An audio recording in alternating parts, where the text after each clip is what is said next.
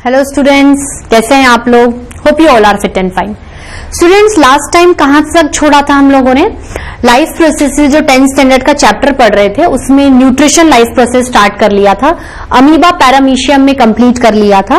Amoeba paramecium के बाद हम लोगों ने न्यूट्रिशन इन ह्यूमन बींग्स पढ़ लिया था। उसके पूरा डाइजेस्टिव सिस्टम देख लिया था, कंपोनेंट्स देख लिए थे और उसका पहला माउथ एंड ओरल कैविटी भी स्टार्ट कर लिया था। ठीक है, तो आज सेकंड वाला हम क्या स्टार्ट करने वाले हैं? जो सेकंड कंपोनेंट है डाइजेस्टिव सिस्टम का वो है फेरिंग्स। वो क्या है? फेरिंग्स। क्या है? फेरिंग्स। ठीक है स्टूडेंट्स, अब देखो फेरिंग्स क्या होता है। मैंने आपको क्या बताया था? It is a tube like structure. Okay, soft होती है, टाइट चीज नहीं है। ध्यान रखिएगा, बॉडी में जहां पर भी कोई टाइट सॉलिड चीज आती है वहां पर बोन का एक्यूमुलेशन है। वहां पर क्या है? बोन का एक्यूमुलेशन है। और जहां पर कोई सॉफ्ट चीज है तो आप मान लीजिए वहां पर स्किन या मसल्स का एक्यूमुलेशन है, तो ये सॉफ्ट ट्यूब होती है। दैट मीन्स इसके अंदर क्या होती है? मसल्स होती है। ठीक है, तो हम लोग क्या कह सकते हैं कि it is a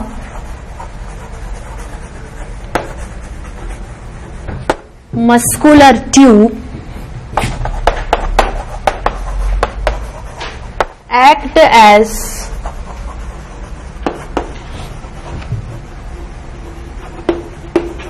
common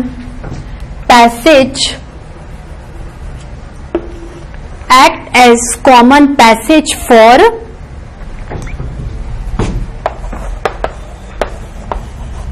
food and air. Common passage of food and air, that means ये आपकी क्या है? फेरिंग्स है। इसमें से फूड भी जा रहा है और इसमें से एयर भी जा रही है। ठीक है, फूड भी जा रहा है जो कि माउथ से आ रहा है और क्या है? एयर भी जा रही है जो कि नोज से आ रही है। ठीक है, तो क्या होता है? Food enters into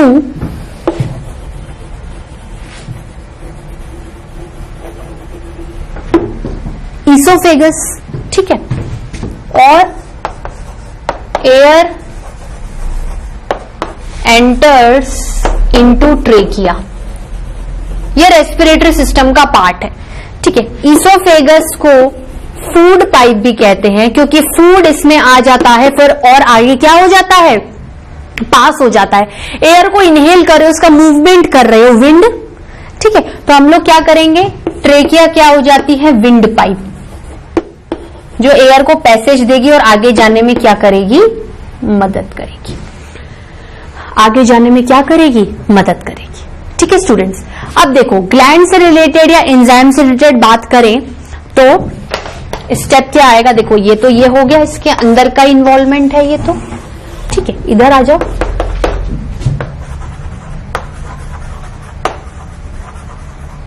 no digestive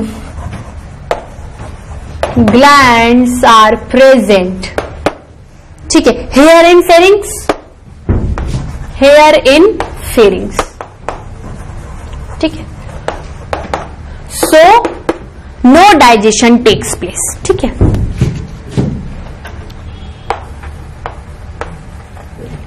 सो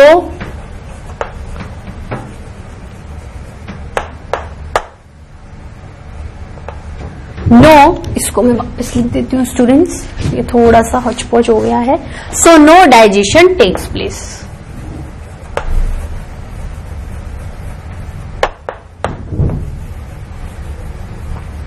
डाइजेशन टेक्स प्लेस। ठीक है स्टूडेंट्स, बात समझ में आई? ठीक है, इसी के साथ फेरिंग्स इजी सा टॉपिक था, खत्म हो गया। फिर क्या आएगा? चूंकि डाइजेस्टिव सिस्टम से रिलेटेड बात कर रहे हैं तो आएगा ईसोफेगस। क्या आएगा? ईसोफेगस। इसके इंट्रोडक्शन में क्या लिखेंगे? देखो, ये भी एक ट्यूब लाइक स्ट्रक्चर होता है, सॉफ्ट होता है, तो इसके अंदर क्या होती है? मसल्स होती है। तो हम ये कह सकते हैं कि it is a muscular tube like structure. It is also called as food pipe because it is allowing the passage of food which is coming from mouth और किधर डाल देगा, स्टमक में डाल देगा। मतलब जो माउथ से फूड आ रहा है फेरिंग्स के साथ वो ईसोफेगस से गुजर के आगे वाले कंपोनेंट्स में चला जाएगा। कोई डाइजेशन नहीं होता क्योंकि कोई डाइजेस्टिव ग्लैंड्स नहीं होते, तो कोई एंजाइम्स की अवेलेबिलिटी यहां पर नहीं है। किसी भी तरीके का कोई कार्बोहाइड्रेट, कोई फैट और प्रोटीन, किसी भी तरीके का डाइजेशन यहां पर नहीं होगा। ठीक है, अब बात क्या होती है कि ये जिस तरीके से खाने को अपने अंदर से निकालता है, भाई ईसोफेगस में क्या होती है, मसल्स होती है। मसल्स की प्रॉपर्टी क्या होती है, कॉन्ट्रैक्शन, रिलैक्सेशन। मूवमेंट आपके मसल्स की वजह से ही होता है ना स्टूडेंट, सारा रिकॉल हो रहा है। कॉन्ट्रैक्शन, रिलैक्सेशन, दबाना छोड़ना, दबाना छोड़ना। ठीक है, तो उससे क्या होता है, मूवमेंट होता है। ड्यू टू अभी मसल्स क्या होती है, रिदम में काम करती है, contraction relaxation, contraction relaxation, contraction relaxation. So due to this rhythmic movement of muscle, muscular contraction and expansion, due to rhythmic contraction and expansion of muscles, I am repeating again, due to rhythmic contraction and expansion of muscles within this esophagus, the esophagus allow the food to move forward, आगे बढ़ो। और चूंकि ये food इस rhythmic muscular contraction and expansion की वजह से बढ़ता है, तो इस पर्टिकुलर मूवमेंट को बोलते हैं पेरिस्टाल्टिक मूवमेंट, या उसे पेरिस्टालसिस भी कहा जाता है। वेरी वेरी इंपॉर्टेंट टॉपिक और इस पे हमेशा क्वेश्चंस आते हैं। ठीक है, तो जो भी मैंने बोला है एक बार मैं लिखती चलती हूं और डबल बार समझाऊंगी तो आपको और अच्छे से समझ में आएगा। Oesophagus also called as food pipe, it allows passage of food. ठीक है, it allows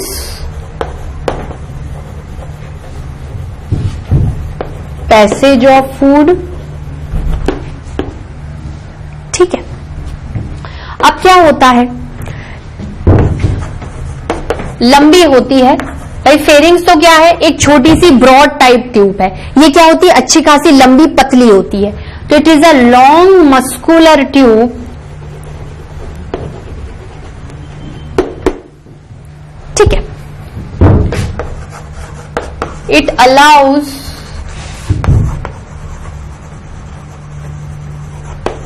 forward movement of food, forward movement of food due to its rhythmic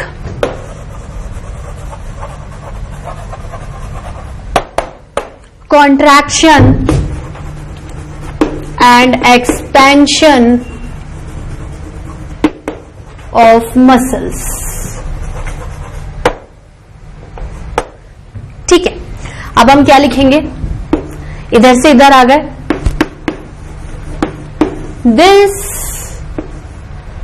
movement of rhythmic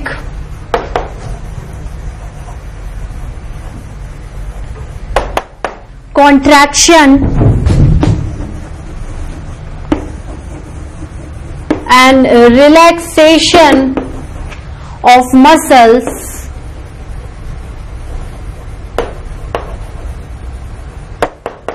within the esophagus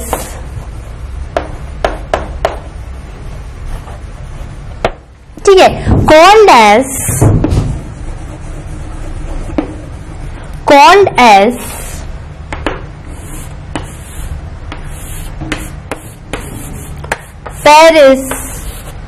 पेरिस्टाल्टिस।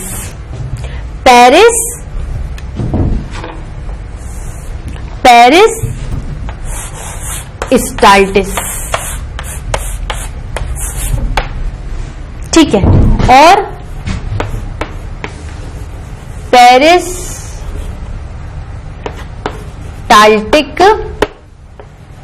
Movement,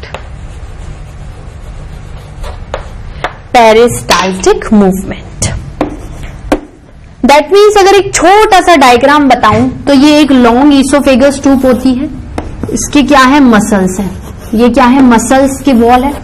अब ये क्या है, ये muscle है, ये contract होगी और फिर से रिलैक्स हो जाएगी, फिर कॉन्ट्रैक्ट होगी फिर रिलैक्स हो जाएगी। तो फूड क्या होगा, बड़ी इजीली क्या होगा, ट्रांसफर होगा। ये क्या है, फूड का ट्रांसफर हो रहा है, फूड फॉरवर्डली पैसेज हो रहा है, आगे बढ़ रहा है, उस मूवमेंट क्या बोलते हैं, पेरिस्टाल्सिस। मतलब this movement of rhythmic contraction and relaxation of muscles within the oesophagus called as peristalsis. इसका काम क्या हो रहा था कि भाई ये लॉन्ग मस्कुलर ट्यूब है, it allow forward movement of food due to its rhythmic contraction expansion of muscle, जिसको क्या बोलते हैं, पेरिस्टाल्सिस या पेरिस्टाल्टिक मूवमेंट। इसमें क्या होता है, देखो स्टूडेंट्स एक काम करो, आप लोग पहले इसको नोट डाउन करो, फिर अपन डाइजेशन की बात करेंगे। स्टूडेंट्स नोट डाउन किया आप लोगों ने? चलिए, ईसोफेगस से रिलेटेड अगर मैं बात करूं तो क्या ईसोफेगस में डाइजेशन होता है? नहीं। ईसोफेगस भी फेरिंग्स की तरह सिर्फ पैसेज ऑफ फूड कराती है, कोई डाइजेशन नहीं होता। बस ईसोफेगस में क्या है, थोड़ा स्पेशलाइज्ड मसल्स का कॉन्ट्रैक्शन एंड रिलैक्सेशन की वजह से एक तरीके से आपके जो खाना क्या होता है, फॉरवर्ड मूवमेंट करता है। ठीक है, क्या लिखेंगे अपन इसमें? इन oesophagus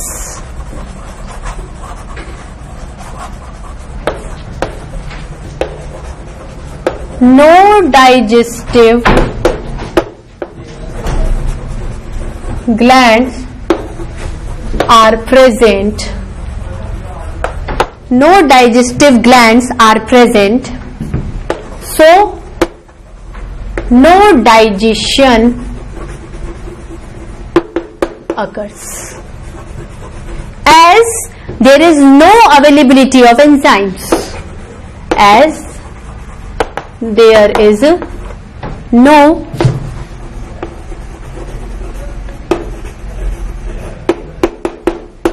availability of enzyme, so there is no availability of enzymes। ठीक है, इसके साथ क्या हो गया, mouth oral cavity complete, pharynx complete, oesophagus complete. Let's start with the fourth component of digestive system, that is stomach। that is stomach। stomach मतलब पेट। stomach का मतलब क्या होता है, पेट में, भी पेट में दर्द हो रहा है, बहुत ज्यादा उबड़ खाबड़ खा लिया, क्योंकि क्या है, खाते जाओ खाते जाओ खाते जाओ। सबसे जो वो बोलते हैं ना कि एक तरीके से जो डाइजेशन का मैक्सिमम पोर्शन स्टार्ट कहां से होता है, पचना खाना स्टमक से, पेट से। ये पेट है आपका, मम्मी दर्द हो रहा है पेट में, जबरदस्ती खाना खा लिया, पच ही नहीं रहा है। ठीक है, तो आपका जो फूड है वो जो बोलते हैं ना मैक्सिमम डाइजेशन जो प्रोसीडिंग होती है, जिसकी जहां से स्टार्टिंग होती है, देखो ऐसे तो स्टार्टिंग माउथ से होती है, लेकिन माउथ में सिर्फ कार्बोहाइड्रेट का डाइजेशन हो रहा है। स्टमक में ये मान लो कि फटाफट चीजों का डाइजेशन क्या होता जाता है, प्रोसीड होता जाता है। ठीक है, स्टमक के बारे में बात करूं तो स्टमक क्या है, स्टमक से रिलेटेड बात करें तो पॉइंट में क्या आएगा, it is a muscular bag. It is a muscular bag. देखो जब एम्प्टी स्टमक हो, जब खाना स्टमक में नहीं पहुंचा है तो टिपिकली उसकी शेप जे शेप्ड होती है, पतला खाली पड़ा हुआ है। लेकिन जैसे ही खाना पहुंच गया स्टमक में, स्टमक क्या फूल जाता है, फूलने के बाद क्या होता है, हल्का सा जे किसमें कन्वर्ट हो जाता है, यू में कन्वर्ट हो जाता है। ठीक है, तो it is a muscular bag. Muscular bag की मतलब इसमें मसल्स हैं, क्योंकि आपको खाने को क्या है, देखो आपका स्टमक ऐसा यू या जे शेप है, तो खाना अगर इधर आया तो धीरे धीरे धीरे खाने को आगे बढ़ाना है, तो खाना सिर्फ मसल्स के कॉन्ट्रैक्शन और रिलैक्सेशन से आएगा। लेकिन पर्टिकुलरली ईसोफेगस में इस मूवमेंट को पेरिस्टाल्सिस कहते हैं, क्योंकि ईसोफेगस में तो क्या आपको कंटिन्यूस फटाफट खाना खाया पहुंचा, फटाफट खाना खाया पहुंचा। लेकिन स्टमक में क्या है, बहुत सारा खाना खा के पहुंचा है तो धीरे धीरे डाइजेशन होगा, तो धीरे धीरे अपने हिसाब से मसल्स काम करेंगे, कांस्टेंट मूवमेंट हमेशा नहीं पाया जाएगा। इसलिए ईसोफेगस में एक स्पेसिफिक टर्म पेरिस्टाल्सिस से इसको जाना गया है। तो it is a muscular bag, it is typically J shaped when empty, when empty, ठीक है। उसके बाद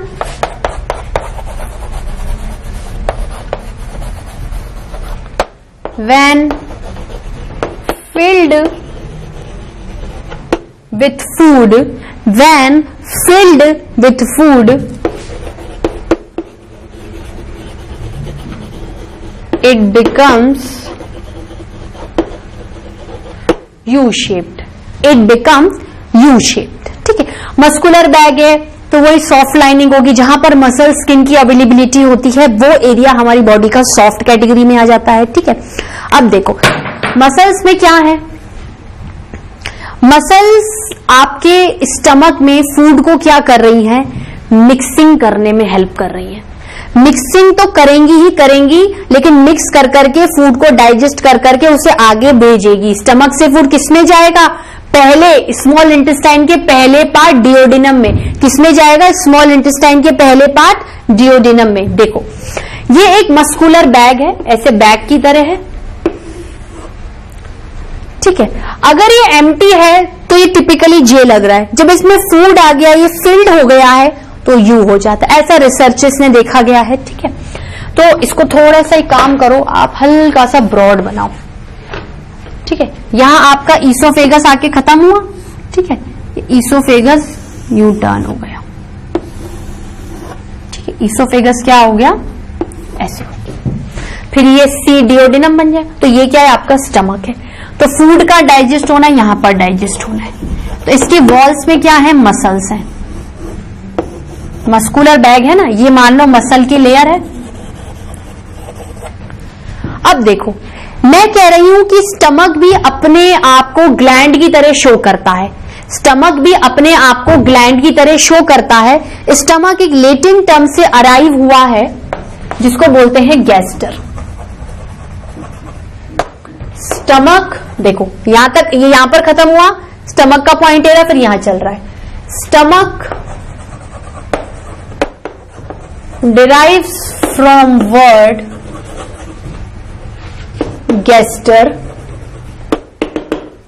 derives from word gaster, ठीक है। स्टमक किससे डिराइव हुआ है, गैस्टर। अब देखो स्टमक के अंदर एक्चुअली क्या क्या प्रेजेंट होता है, स्टमक के अंदर एक्चुअली क्या क्या प्रेजेंट होता है। देखो स्टमक के अंदर क्या क्या प्रेजेंट है,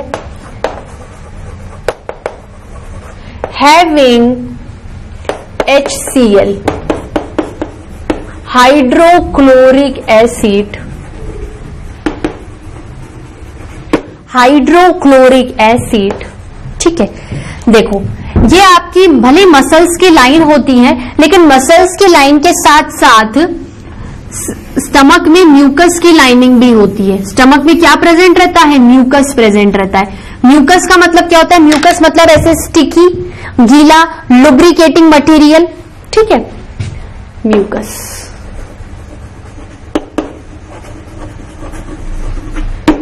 स्टिकिंग लुब्रिकेटिंग मटेरियल।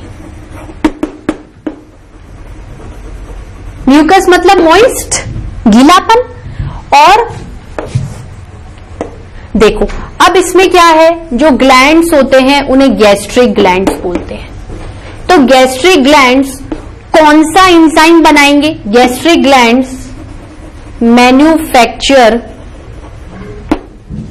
पेप्सिन। क्या नाम है आपके एंजाइम का, आपके एंजाइम का नाम है pepsin. Manufacture pepsin enzyme helps in digestion. Amylase food के कार्बोहाइड्रेट पार्ट का डाइजेशन कर रहा है, ये यहां पर स्टमक में फूड के प्रोटीन पार्ट का डाइजेशन होगा। P for protein, P for pepsin, ठीक है। तो डाइजेशन ऑफ प्रोटीन। प्रोटीन किसका बना हुआ रहता है, प्रोटीन बहुत सारे अमीनो एसिड्स जो कि आपस में पेप्टाइड बॉन्ड से जुड़े हुए रहते हैं। मतलब आपने कोई प्रोटीन अंदर लिया है, it is actually exhibiting a very large molecule. क्योंकि एक प्रोटीन के अंदर मिनिमम 12 से 13 अमीनो एसिड्स होते हैं। एक अमीनो एसिड बॉन्ड दूसरा अमीनो एसिड पेप्टाइड बॉन्ड से जुड़े हुए रहते हैं। तो ये पेप्सिन क्या करेगा, उन बॉन्ड को तोड़ देगा। बॉन्ड को तोड़ देगा तो अमीनो एसिड इंडिविजुअली खड़े हो जाएंगे, मतलब छोटे छोटे पार्टिकल्स में आ गए, छोटे छोटे पार्टिकल्स में आ गए, स्मॉलर मॉलिक्यूल्स में आ गए, एब्जॉर्बेबल फॉर्म में आ गए। Now the proteins are fully digested and ready to get absorbed. ठीक है, when the food get absorb it is easily get assimilated, और उसके अंदर जो फूड अनडाइजेस्टेड रह के आप उसे इजेस्ट करवा दो। ठीक है, digestion of protein into amino acids. ये क्या है, कॉम्प्लेक्स फॉर्म है, और ये क्या है, सिंपलर फॉर्म है।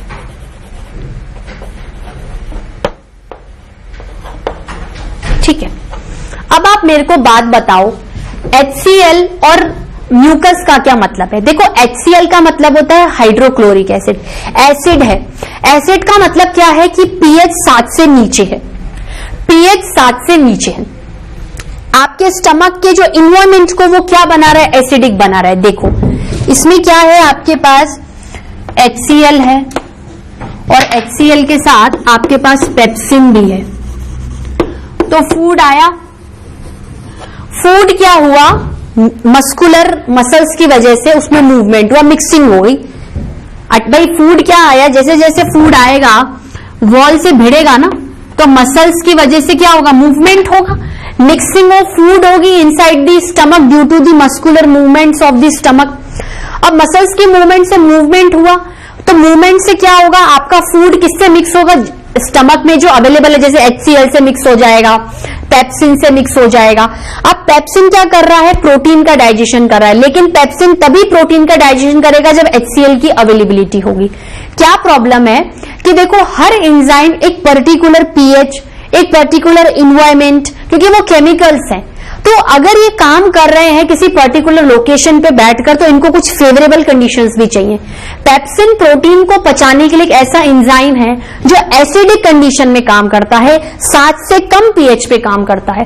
तो 7 से कम pH को एसिडिक मटेरियल ही प्रोवाइड करवा सकता है, इसलिए पेप्सिन के साथ HCl की अवेलेबिलिटी बहुत जरूरी है। HCl सबसे पहले मिक्स होगा फूड के साथ, फूड के pH को नीचे गिराएगा 7 से, जब जाके पेप्सिन एक्टिवेट होगा, प्रोटीन पार्ट को पहचानेगा और प्रोटीन पार्ट के फूड का डाइजेशन स्टार्ट करेगा। म्यूकस का क्या मतलब हुआ, म्यूकस मतलब स्टिकी सब्सटेंस। देखो, HCl है, बहुत ज्यादा एसिडिक है, जलाने की प्रॉपर्टी रखता है, एसिड गिर जाए हाथ पे तो आदमी जल सकता है। तो HCl जैसे जैसे फूड के साथ मूवमेंट कर रहा है, मस्कुलर मूवमेंट से, तो कुछ HCl और फूड आपके स्टमक की दीवारों पर भी तो गिरेगा। मसल्स तो दीवारों पर थोड़ी हवा में लटकी हुई है स्टमक में कि ऐसे मसल्स हिल रही हैं और मूवमेंट हो रहा है, जस्ट किडिंग। ठीक है, तो आपका म्यूकस क्या है, म्यूकस एक प्रोटेक्टिव लेयर, एक लुब्रिकेटिंग मटेरियल है जो मसल्स के साथ ही, स्टमक वॉल के साथ ही बैठी रहती है, और HCl को अपनी खुद की वॉल को डैमेज नहीं कर दे, उससे क्या करती है, उसे प्रोटेक्शन प्रोवाइड करती है। क्या करती है स्टूडेंट्स, प्रोटेक्शन प्रोवाइड करती है। ठीक है, तो इधर मैं कुछ जो इंपॉर्टेंट पॉइंट्स हैं वो ब्रैकेट में लिख रही हूं। ठीक है, जैसे HCl क्या है, makes medium acidic less than 7। ठीक है, और म्यूकस क्या है, protects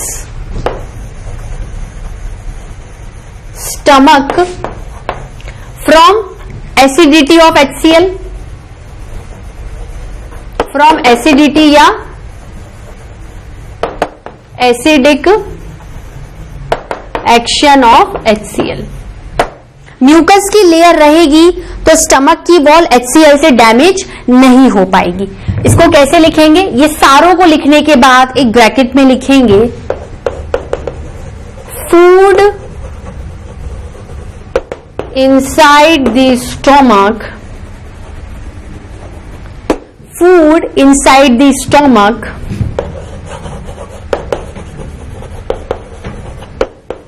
get mixed with HCl and pepsin by its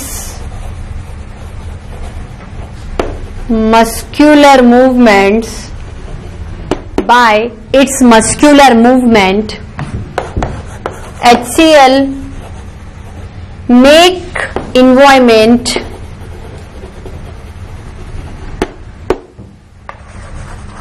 acidic, make environment acidic, which in turn allow pepsin, उसके बाद ही पेप्सिन काम करेगा, which in turn allow pepsin to act on food, to act on, ठीक है, this is your first point, this is your second point, ठीक है, very very important, ठीक है स्टूडेंट्स, नोट डाउन करिए। Students have you noted down? चलिए अपन क्या करते हैं, आगे बढ़ते हैं। आपको स्टमक में सब कुछ समझ में आया मैंने क्या लिखाया था? इसी के साथ आपका स्टमक का टॉपिक यहां पर क्या हो जाता है, ओवर हो जाता है। क्या हो जाता है स्टूडेंट्स? ओवर हो जाता है। अब देखो स्मॉल इंटेस्टाइन स्टार्ट कराऊंगी, लेकिन स्मॉल इंटेस्टाइन में ज्यादा नहीं पढ़ाऊंगी, ठीक है। स्मॉल इंटेस्टाइन का हल्का सा इंट्रोडक्शन देंगे, उसको डीप में अपन नेक्स्ट लेक्चर में स्टार्ट करेंगे, क्योंकि वो पूरा हो भी नहीं पाएगा आज।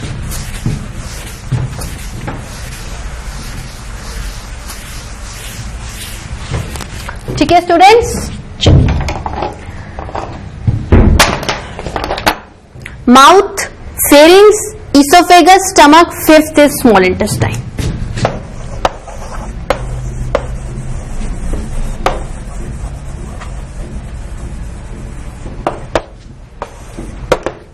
देखो इंटेस्टाइन मतलब, इंटेस्टाइन को आप क्या बोलते हो? आंत, आंत बोलते हो ना अपनी इंटेस्टाइन को।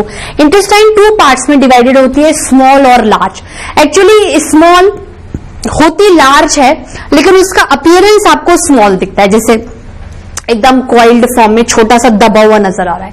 लार्ज उल्टा है, लार्ज डायमेंशनल वाइज छोटा होता है, लेकिन उसका अरेंजमेंट बड़ा है।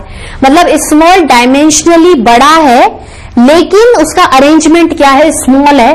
तो जो हमें दिखता है हम वैसा बोलते हैं और लिखते हैं, ठीक है। तो क्या बोलेंगे?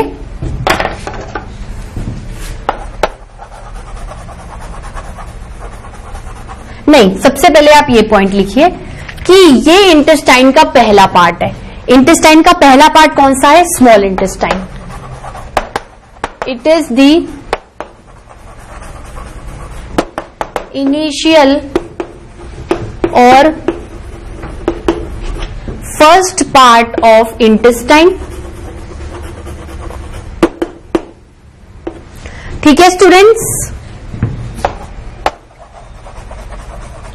डायमेंशनली जब आप मतलब इसका मेजरमेंट लोगे तो अच्छा खासा मेजरमेंट आता है in comparison to its second part, large intestine. Dimensionally it is large in measurements,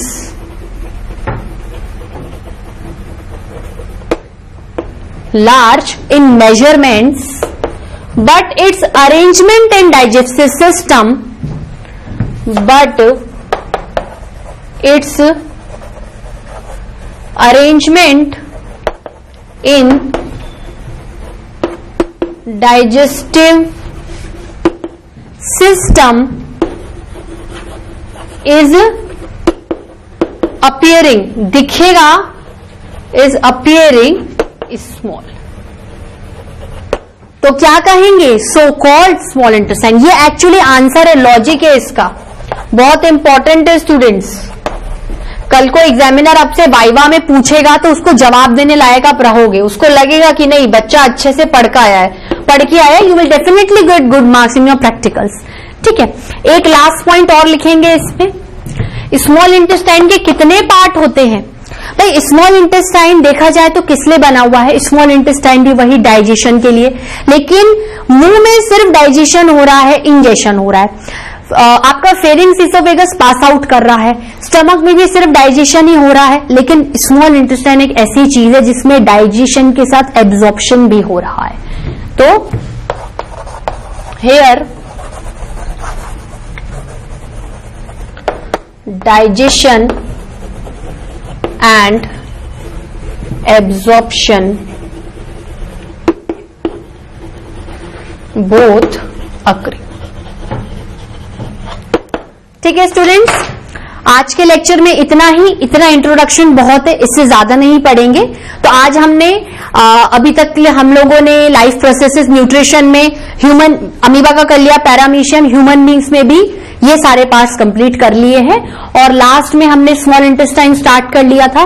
next lecture में स्मॉल इंटेस्टाइन का पूरा पढ़ेंगे, देन लार्ज इंटेस्टाइन, उसके बाद एनस, और फिर इसी के साथ साथ में लिवर और पैंक्रियास से रिलेटेड भी सब कुछ पढ़ लेंगे, जिसके साथ आपका जो न्यूट्रिशन इन ह्यूमन बींग्स क्या हो जाएगा, कवर अप हो जाएगा। देन हम प्लांट्स को उठाएंगे। ये खत्म होने के बाद रेस्पिरेशन, ट्रांसपोर्टेशन एंड एक्सक्रीशन, इस 10th के सिलेबस में आपको इस चैप्टर के अंदर ये 4 ही लाइफ प्रोसेसेस क्या करने स्टूडेंट्स, पढ़ने। ठीक है स्टूडेंट्स, आज के लिए इतना ही। Till then bye bye, have a nice day.